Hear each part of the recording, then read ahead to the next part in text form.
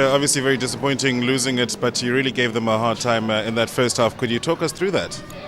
Yeah, I mean, I think, as you say, the one thing at the first half, 6-3, down, and we had a couple of chances to get, in even terms. And then, I always knew it was going to be a question of athletic ability. We saw that in Durban, and all credit to them. I mean, as soon as they put on their fresh legs, I mean, their bench was obviously a lot stronger because that's the starting lineup of their starting World Cup team. So, one doesn't want to make excuses and don't want to say you accept those sort of things, but there's a lesson to be learnt in that.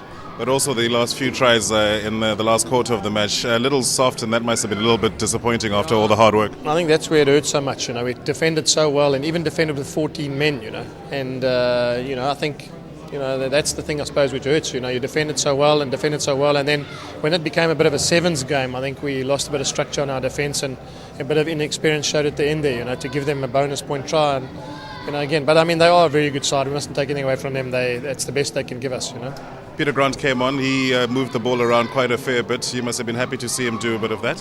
Yeah, I mean, obviously, I'm happy that he got on the field, and I'm happy that he's got another Test cap under his wing, and he's got an opportunity to play against a good All Black side. But I suppose 2 losses aren't what you want to give a young boy when he's playing for South Africa. But in the bigger scheme of things, he's going to be around for a while, and hopefully he'll put this in his memory bank and make sure that he grows from these sort of experiences.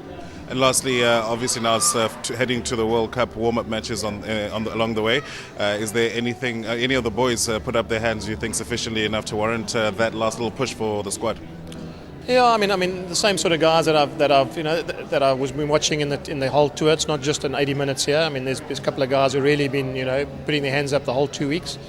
And I think, again, the most important message that I think I can show to people is that I can see now, you need 22 guys on your team. You don't need 15. You need your bench to come off and make a huge impact. And the All Blacks have shown it again tonight. And the reason they can do that is because they had 2 teams going last year, which, we haven't had. And I'm hoping that, what we've learned here, these 10 or 12 guys who've played well on this tour, when they get part of the World Cup squad, will make a huge impact, off the bench for us in the World Cup games.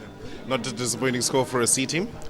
Yeah, I mean, one doesn't want to say that you're happy with that result, but I mean, the reality was, I think after 60 minutes, we were still in the test with a 12-6, and the game was anyone's game, and then we gave a yellow card away, and, to be fair, he could quite easily have carded Richie McCaw in the other 22 when he penalised him for diving over the ball as well, and, I think, again, we probably got the tough end of the draw, but, all credit to the All Blacks. I mean, they are a good team, and they are the best team in the world, and, they are the favourites to win the World Cup, so after 60 I was really happy, but after 80, obviously, it hurts a bit.